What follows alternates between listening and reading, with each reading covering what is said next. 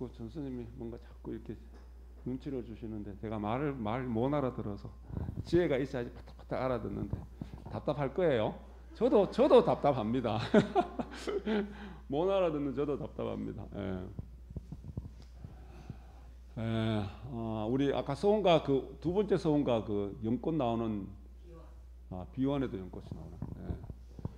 연꽃은 우리가 불교에서는 늘 등장을 하죠. 불처님 경전에도 등장을 하고, 뭐 경전에는 묘법, 연화경, 법화경, 연화경, 연꽃 경전입니다. 그죠? 이제 뭐 다음 주부터 준비를 하시는지 모르겠지만 49일 중에 또 준비를 하셔서 연잎도 비비고 연꽃도 만들고 또 49일 마치면 이제 부처님 오신 날 준비하면서 우리 연등도 이렇게 장엄하게 이렇게 또 준비를 합니다. 근데 이 연꽃이라는 것이 연꽃 이야기를 잠깐 드리고자 하는데 이게 우리 불가에서 부처님 불교에서만 이제 등장하는 것이 아니라 어디든지 다 등장을 합니다. 종교뿐만 아니라 유교에서도 거기 어떤 군자들이 이야기할 때 연꽃이란 것은 아주 고매하고 뭐 그러한 의미이기도 하고, 도교에서는 뭐 그거를 신선들의 꽃이라고 이야기하기도 하고, 그 인도의 힌두교나 거기에는 그 3대 신이 하나 있는 비슈누 신의 그 이야기 속에서 보면은 비슈누 신의 배꼽에서 연꽃이 피어나는 것도 이야기도 하고, 우리 숙가모니 부처님은 어떠합니까? 마야 부인의 옆구리에서 탄생하실 때 태어나서 7걸음을 걸으시는데 연꽃이 걸음마다 연꽃이 피어난다. 그러니까 어떻게 화신의 의미이기도 하고, 그리고 어떠한 새로운 생명의 탄생의 의미이기도 하고, 그죠? 우리 전래되어 나오는 그런 이야기 심청전에서도 연꽃이 등장합니다. 어디에서 등장해요? 심청이가 어디 심청이가 몸을 던진 데가 어디죠? 인당수 던져서 다시 물속에서 용왕님을 만나가지고 다시 나올 때, 물속으로 다시 나올 때, 이 화생의 의미입니다. 나올 때 뭘 타고 나옵니까? 연꽃을 타고 나옵니다. 그죠? 근데 당신이 심청이란 그 한 존재가 인당수에 몸을 던질 때 우리 이제 비유적으로 이제 자꾸 이제 보셔야 됩니다. 여기서 던지고자 하는 주고자 하는 그 가르침은 뭘까, 그죠? 뭘까? 이 삶의 소용돌이 속에서 막 비바람이 치고 파도가 치는데 우리 아까 이야기했듯이 나를 내려놓는 것이, 나를 쉬게 하는 것이 최고의 방법이다. 인당수에 몸을 던지는 그 순간 바다는 물은 고요해집니다. 물은 고요해집니다. 이거 오해해서 들으시면 안 돼요. 막 시끄러울 때 내 몸을 물에 던지면 안 됩니다. 이거 오해 듣지 마시고 내가 내 생각을 내려놓는 겁니다. 그죠? 똘똘 뭉쳐 있는 그 생각을 이걸 나를 던져낼 수 있을 때, 비워낼 수 있을 때 모든 것은 고요해지고, 그리고 그걸로서 끝나는 것이 아니라 그 결과 연꽃 속에서 연꽃을 타고 다시 물 위로 올라오는데 물 한 방울 묻지 않습니다. 왜? 연꽃은 그러한 식물학적 특성을 갖고 있고, 그래서 어느 시대, 어느 종교, 어느 문화 속에서도 연꽃은 많이 등장을 합니다. 우리 지금 우리 심당에 연꽃 장엄된 거 어디 있어요?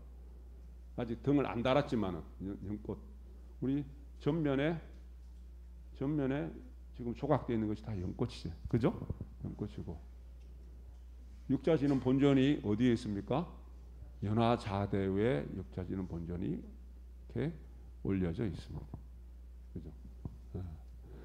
연꽃을 이야기할 때 우리 이제 그 모습들이 불교에서 부처님 가르침 속에서 우리 마음 공부에서 새겨봐야 될 것이 몇 가지가 있는데, 하나가 뭐냐면은 연꽃도 어떠합니까? 다 아시는 바와 같이 더러움에 물들지 않는 연꽃처럼, 수단이 바다의 경전의 말씀처럼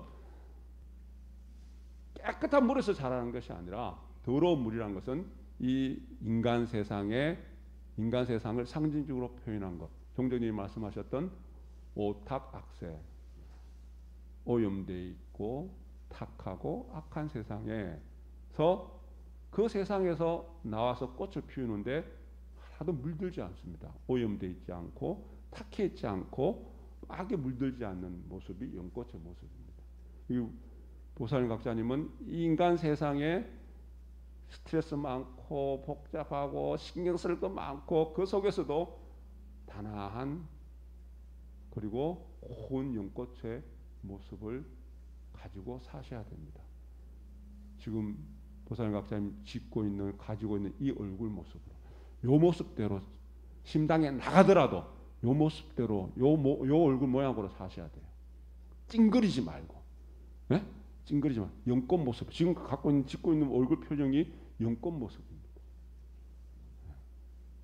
처염상정. 오염되어 있는 곳에 처해 있지만은 늘 깨끗합니다. 그죠? 그리고 우리 종자 불실이라는 게 있는데 우리가 지혜의 종자를 심는다. 오늘 우리 실행동 가르침 속에 이게 뭐냐 하면은 오래전에 한 10여 년 전에 경남 함안에 있는 어떤 박물관에서 일하시는 연구원들이 가야 시대 어떤 거기 유적을 발굴하면서 가야 시대일 것으로 추정되는 연씨를 발견을 합니다. 연씨를 그 씨앗을 꽃을 피우게 합니다. 그래서 아라연꽃이라는 이름을 해서 연꽃을 전시를 합니다. 아라연꽃이라. 가야 시대의 것으로 추정되는 연씨를. 그리고 일본에서는 지바현에 대해서 자기들 이렇게 추정으로는 한 2000년 전에 연씨라라고 이야기하는 연꽃 씨앗이죠. 연씨를 갖고 꽃을 피워내서 지바현에 연꽃 축제를 엽니다. 몇백 년, 1000년, 2000년 전에 씨앗이 꽃을 피워냅니다. 우리 업이라는 거 이야기할 때 선인성과 악인악과를 이야기할 때 이 내가 인연 맺어 놓은 그 씨앗들은, 그죠? 그들은 불생불멸입니다. 조건과 환경이 맞아지면은 1000년, 2000년 전에 내가 어떠한 존재로 어떠한 모습으로 이 생을 이 생명의 모습으로 살아간지 모르겠지만, 아니면 지금 내가 짓고 있는 인연 맺고 있는 내 말과 우리 씨앗, 내 말로 뿌리는 씨앗, 몸 행동으로 짓고 있는 그러한 인연들, 인들, 그리고 내 생각조차, 내 마음 일으키는 그것조차도 언젠가는 1000년이 되고 2000년 뒤에도 꽃을 피울 수 있습니다. 그래서 우리는 지혜의 종자를 매 삶의 순간순간 신구 이 삼업을 짓는 것이 아니라 부처님 마음, 부처님 행, 부처님 마음 말로서 탐진치 삼독이 아니라 지비용의 어떠한 지혜와 자비와 용맹, 용애가 가득한 그러한 인연들을 자꾸 해놓으면은 지금 당장 꽃은 못 피우더라도 연이 안 돼서 내년에는, 후년에는, 100년 뒤에는, 1000년 뒤에는 꽃을 피운다는 이야기입니다. 그래서 지혜의 종자를 심어야 된다. 그게 종자 불생불멸입니다. 네. 또 하나가 뭐냐면은 화가 동시라는 뭘 준다. 꽃 화자, 그리고 열매, 과실 과자, 동시. 자, 모든 꽃들은, 열매들은 보면은 꽃이 피고 꽃이 지는 그 자리에 열매가 맺습니다. 그죠? 연꽃은 꽃과 열매가 같이 맺는답니다. 꽃과 열매가. 그래서 이걸 이제 어떤 식으로, 어떤 상징을, 의미를 갖고 있냐 하면은 내가 내 것 다 하고 나서, 내가 깨닫고 나서, 깨달음을 이루고 나서 남을 도와주는 보살행을 하고 그런 것이 아니라 내가 공부하는 그 과정 속에 완전한 내가 깨달음 아직 못 이루었다 손 치더라도 이타자리의 마음으로 남을 도와주는, 남을 배려하는 마음, 그러한 마음이 그 자체가 곧 깨달음의 삶이라는 이야기입니다. 내가 내 거 하고 나서 남을 도와주는 것이 아니라 내 삶 자체가 남을 배려하는, 우리 이제 육행 실천이에요. 우리가 육바람이 남을 배려하는 그 마음, 베푸는 마음, 내가 하심하는 마음, 존경하고 공손한 그 마음, 그죠? 그리고 산란한 마음을 다스리는 그러한 삶 속에서 내가 산속에 혼자 들어가갖고 내가 조용히 어떤 그런 한 것이 아니라 삶의 어떤 수레바퀴 속에서, 가정에서, 가족들 간의 관계 속에서, 그리고 사회 직장에서 그 관계 속에서 복잡할 수밖에 없고 시끄러울 수밖에 없고 걸릴 것이 많은 그 속에서도 나는 내가 베푸는 마음, 배려하는 마음, 낮추는 마음, 존중하고 존경하는 마음, 조용한 어떤 평화로운 마음을 가지고 하는 그 정진의 마음, 지혜를 일으키는 밝은 마음, 어두운 마음이고 밝은 마음을 늘 간직하고자 노력하는 그 자체가 깨달음이라는 이야기입니다. 꽃과 열매가 동시에 맺혀지는 거죠. 그래서 우리가 연꽃은 부처님 꽃. 네? 그래서 우리는 늘 연꽃을 늘 우리 거기 불교 경전에도 보면은 모든 선지식들은 연꽃을 하나씩 들고 있기도 하고 연꽃 위에서 모습을 나타내기도 하고, 그죠? 그래서 우리 조금 전에 말씀드린 것처럼 보살님, 각자님 지금 얼굴 모습은 연꽃이 싹 피어오르는 그 모습, 이 모습 이대로 그 마음으로 살아가는 것이, 그죠? 살아가는 것이 우리 첫째 시간에 이야기했던 것처럼 모든 해탈의 인연을 이어가는 겁니다. 그죠? 자, 우리 부처님 가르침뿐만 아니라 우리 현실 세계에서, 우리 현실의 삶 속에서도 그 심리학자나 이런 분들이 이야기를 합니다. 사람이라는 것은 이 우리 감각 기관이 있잖아요. 그죠? 안이비설신이 감각 기관에 내 스스로가 길들여지기가 쉽다. 내 스스로 나도 모르게 길들여지는 겁니다. 눈으로서 보는 그 형상과 모습과 귀로 듣는 소리와 냄새와 촉감과 맛과 생각의 어떤 그런 것들이 내 스스로 내가 좋은 것은 가까이 하고 취하고 싶고 싫은 것은 배척하고 싶고, 그래서 그 감각과 그 감정이라는 것이 늘 일어날 수밖에 없죠. 그죠? 그래서 거기에 쉽게 길들여지는데, 그래서 우리가 쾌락, 이 감각적 만족, 그죠? 만족을 얻기 위해서 누구나 다 인간은 누구나 다 가지고 있는 하고자 하는 그러한 모습들입니다. 그런데 사람이기 때문에, 동물이 아닌 사람이기 때문에 지금 이 순간에 내 감각적 만족을 잠시 내려놓고 일어나는 그 감정, 일으키고자 하는 감정 확 질러버리고 싶고 내가 하는 이것들을 내가 잠시 내려놓을 수 있는다면은, 그죠? 생각지도 못했던 정신적인 어떤 풍요로움과 깊은 정신적 성숙을 이뤄낼 수 있는 능력들이 사람은 누구나 다 갖고 있는데 거기에 감각과 감정에 물들어진 대로, 길들여져 있는 대로 내 스스로 나도 모르게 길들여져 있단 말이에요. 우리 식으로 표현하면은 그게 바로 섭력과 업력, 업식입니다. 업식에 작용해서 내 무의식 세계에서 일어나는 것대로 그냥 나도 모르게 생각하게 되고 행동하게 되고 말하게 되는, 내가 그렇게 길들여져 있다는 거예요. 물들어져 있다는 건데, 그것을 조복시켜서 그것을 뛰어넘어서 그 이넘어 초월한 어떠한 초월해서의 어떠한 정신세계가 있다는 것을 우리는 알아차려야 되고, 그리고 그러한 행을 통해서 그걸 뛰어넘음으로 해서 생각지도 못했던 평화로움, 생각지도 못했던 어떠한 그러한 정신적 성숙과 만족한 삶을 만들어낼 수 있다는 겁니다. 그죠? 있다는 겁니다. 우리 자주 이야기하지만 어떠합니까? 자, 삶을 살아가면서 아내는 남편에게, 남편은 아내에게, 부모 자식 간에, 그죠? 그렇게 내가 당신을 사랑하고 그렇게 내가 너를 이뻐하고 사랑하고 내가 내 모든 것들 당신 위해서 희생을 하는데 그렇게 우리 오랫동안 같이 알아왔으면서도 내 마음 그렇게 모르냐? 내 마음을 그렇게 몰라주냐? 그죠? 그런 말들 스스로 하게 됩니다. 나는 당신을 사랑한다는 거예요. 얼마나 내가 당신을 존중하고 존경하고 우리 첫 시간에 이야기했던 것처럼 그거조차도 비워내야 되는데 그죠? 비워내야 되는데 내 마음 아직까지 그렇게 몰라? 그죠? 그거 어떻게 알아요? 자기 마음 자기도 모르는데 내 마음 나도 모르는데 어떻게 다른 사람이 내 마음을 다 압니까? 그죠?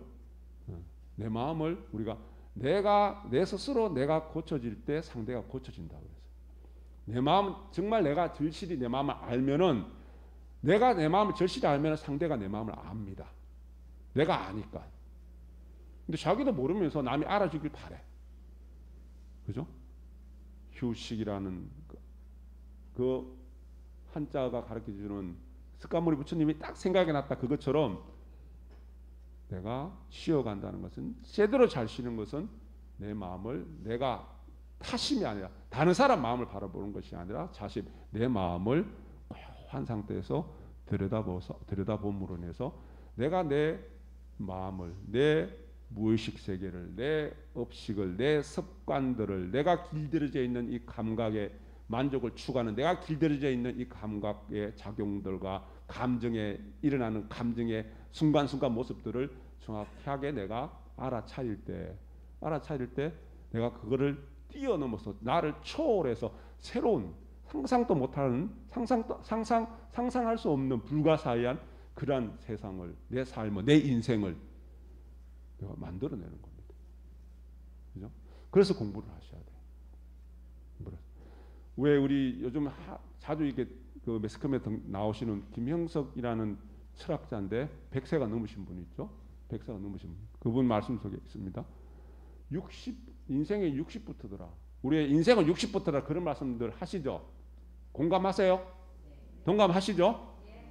나는 그러면 인생도 시작을 못했어요. 60이 아직 안 됐어요. 그런데 인생은 60부터래. 예, 60부터인데 60부터 자기 삶을 듣다 보니까 100세가 넘는 삶을 살다 보니까 60부터 90까지가 화려한 삶이에요. 꽃이 피고 열매가 막 맺어졌대요. 그 전에는 그런 과정들이었대요. 근데 건강이 혈압해야 되잖아요. 건강이. 근데 그 건강은 60부터 건강하려고 노력하면 안 된답니다. 50대부터는 해야 된답니다. 아이고 벌써 늦은 사람 어떡하지? 지금도 안 늦었어요. 지금도 안 늦었어요. 근데 그 건강을 지키는 방법이 일을 하고 공부를 해야 된답니다. 우리 나중에 이제 정년 퇴임하고 나면 보통 일을 안 하게 되잖아요. 그러면 몇 년 사이에 확상 늙어버린답니다. 늙게 되면은 몸이 늙어지면서 정신이 늙어지는데 몸은 늙어지더라도 몸은 나이가 들더라도 정신은 더 젊어질 수 있는 비결이 있답니다. 그래서 정신이 더 젊어지고 정신이 맑아지고 건강하면은 몸이 따라온답니다. 몸도 다시 건강을 회복한답니다. 그 방법이 공부하고 일하는 거랍니다. 일을 해서 뭐 노동을 하라는 것이 아니라 일이라는 것은 내가 갖고 있는 할 수 있는 조그만 취미 생활. 우리 보살님 각자님 취미가 뭐예요? 염송하는 거잖아. 그죠? 그리고 보살님 각자님 늘 하는 공부가 뭐예요? 마음 공부잖아. 독서입니다. 실행론도 내 인생의 삶의 지침서입니다. 교전도 한 번씩 읽어보고 실행도 한 번 읽어보고 다른 책도 자주 읽으시고 독서가 공부입니다. 내가 그냥 우리 휴식이라는 거 잘 쉬는 것 정말 지극히 잘 쉬는 건 뭡니까? 널브러져서 낮잠 자고 그렇게 잘 쉬는 것이 아닙니다. 우리 명상이라는 것이 염송이라는 것이 이거는 과학적으로 의학적으로 데이터를 갖고 조사한 건데 15분만 지극하게 내가 산매에 들 수 있다면 염송을 하면서 내가 5시간 6시간 잠을 잔 만큼의 몸에 효과가 있답니다. 그래서 우리 왜 선지식들 중에 선지식들 중에 눕지 않고 잠자지 않고 생활하는 분도 있습니다. 그죠? 내가 지극한 명상을 지극한 쉼을 가지고 있으면은 잠을 충분히 자지 않고도 몸이 버텨내고 생활이 가능한 것이 바로 그러하구나. 그래서 우리 보살님 각자님 염성 많이 하시는 분, 우리 전스님이나 저나 불공 때 염성이 많잖아요. 남들을 보면 잠은 언제 자고 그 짧은 잠으로 어떻게 생활을 피곤하지 않냐. 근데 염성을 하면서 나는 내가 염성을 하면 염성을 많이 졸아서 그런가 보다. 그게 아니고 그럴 수도 있지만은 염성을 하면서 순간순간 길진 않지만은 짧게 우리가 순간순간 염성에 지극하게 들어가는 그 과정들이, 그 모습들이, 그 순간들이 모여서 오히려 내 몸을 더 건강하게 하고, 내 몸에 모든 발생되는 모든 정신적인 에너지와 호르몬들이 나를 더 성숙하게 하는구나. 그죠? 자, 그러한 이치가 분명히 있기 때문에 우리 보살 각자님, 여하튼 내 삶에서 그런 고귀한 화려한 영꽃과 열매들이 같이 동시에 활짝 피어나서 화려한, 그죠? 화려하다고 다 좋은 것이 아니지만은, 그죠? 그 내 삶 자체가 그렇게 풍성한 풍요로운 삶이 될 수 있도록 우리가 열심히 공부하고 열심히 일하고 건강한 삶을 우리가 인연을 하셔야 되겠습니다. 진원봉도 갑니다.